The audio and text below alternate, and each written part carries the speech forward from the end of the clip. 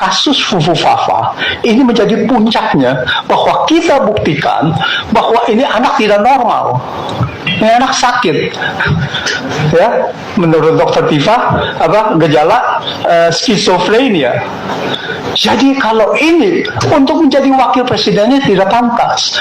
Jadi oleh karena itu, kalau ini semua kita didiamkan, maka Indonesia saat ini menjadi negara yang tidak ada hukum, tidak beretika, dan tidak bermoral. Jadi ini tanggung jawab kita semua untuk meluruskan ini. Nah, bagaimana DPD kami harapkan dapat menyuarakan ini bersama kami. Terima kasih.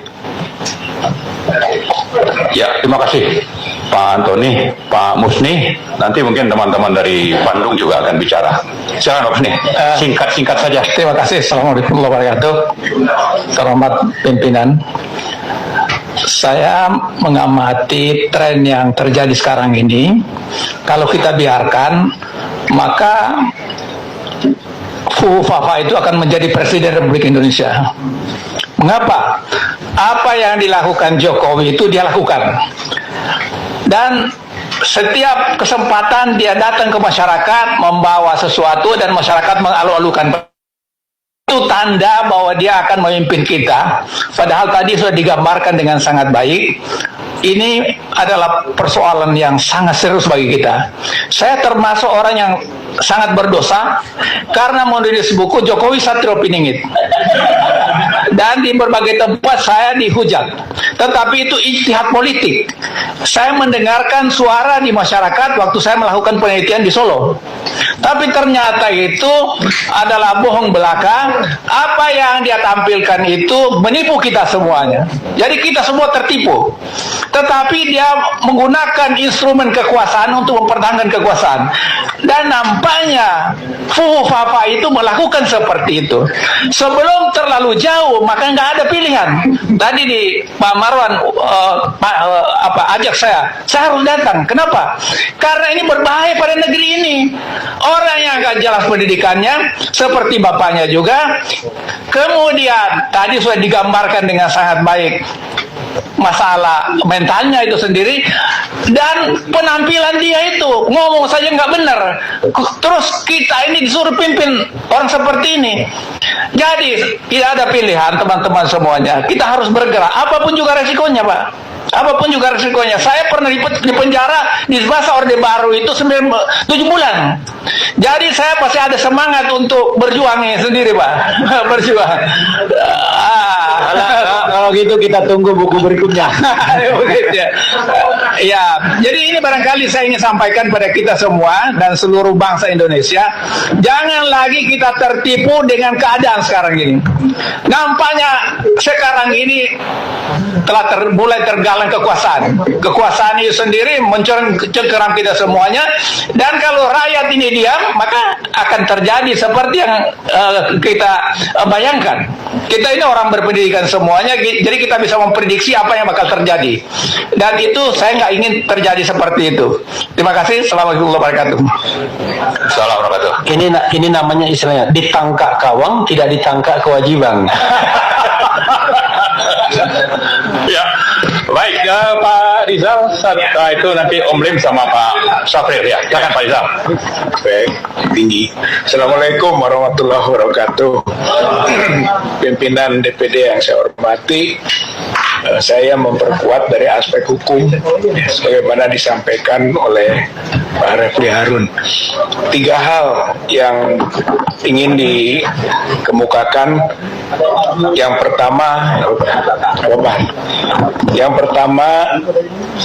berkaitan dengan awalnya tidak dilantik Gibran, sekarang sudah dilantik, berarti masuk dalam kategori pemakzulan. Karena dalam pasal 7A Undang-Undang Dasar 45 itu presiden dan atau wakil presiden. Untuk 2 hal yang terkena padanya, 1 tidak memenuhi syarat, dan yang kedua perbuatan tercela.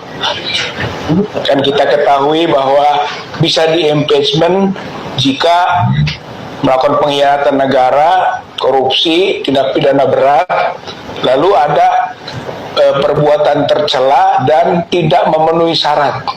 Saya kira dua-duanya tadi sudah diungkapkan tentang itu, tidak memenuhi syarat dan perbuatan tercela. Jadi sudah bisa masuk kategori impeachment. Yang kedua adalah bahwa ini juga masuk apa yang ditetapkan oleh MPR Kap nomor 6 tahun 2001 soal etika kehidupan berbangsa.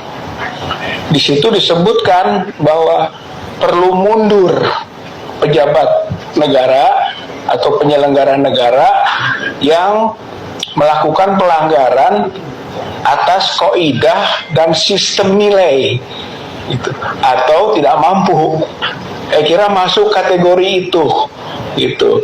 Nah, bagusnya mundur secara sukarela. Tapi jika tidak, ada klausula lain, dimundurkan.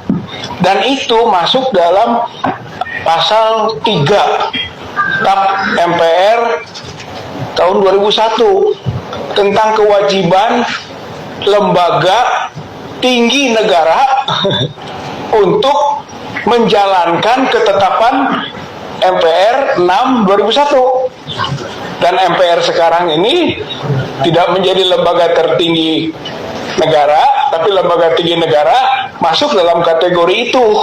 Gitu. Sedangkan untuk bisa memakzulkannya itu tidak perlu dalam status lembaga tertinggi negara, karena memang sudah diatur dalam Undang-Undang Dasar 1945 pasal 7A. Jadi maksudnya adalah konteks ini MPR dalamnya ada DPD punya kewajiban untuk menjalankan ketetapan MPR 6 tahun 2001. Berarti harus melakukan proses menuju ke impeachment gitu dari presiden atau wakil presiden. Yang ketiga, dengan dilantiknya Gibran sebagai wakil presiden, maka itu jadi bukti hukum telah terjadi pelanggaran atau pemenuhan delik nepotisme sebagaimana diatur dalam Undang-Undang 28 tahun 1999 tentang KKN pasal 22 gitu, bahwa nepotisme adalah delik. Ancaman hukumannya maksimum 12 tahun. Berarti pelakunya bisa ditangkap dan ditahan di atas 5 tahun. Maka dengan dilantiknya Gibran, terbukti nepotisme dari keluarga Jokowi. Jokowi, Iriana, Anwar Usman, dan Gibran itu bisa diproses hukum gitu. Itu petisi 100 sudah laporkan ke Bareskrim. Hanya tahun kemarin karena presidennya masih Jokowi jadi berat. Nah sekarang sudah turun Jokowinya. Maka mudah-mudahan kita dorong supaya proses berjalan, atau kalau enggak kita buat aduan ulang, laporan ulang untuk melakukan desakan baru agar Jokowi, Iriana, Anwar Usman, dan Gibran itu diproses hukum. Karena sudah terbukti nepotisme dengan dilantiknya 20 Oktober. Tadinya prediksi tentang nepotisme, sekarang terbukti secara hukum begitu bahwa keluarga Jokowi melakukan delik nepotisme sebagaimana diatur dalam Undang-Undang 28 tahun 1999 pasal 22, 12 tahun lumayan. Saya kira ini saja, mudah-mudahan DPD sebagai elemen dari kamar satu di samping kamar lainnya DPR itu kena pasal 3 itu ketetapan MPR nomor 6 tahun 2001 wajib untuk menjalankan ketetapan MPR 6 2001. Terima kasih. Assalamualaikum warahmatullahi wabarakatuh.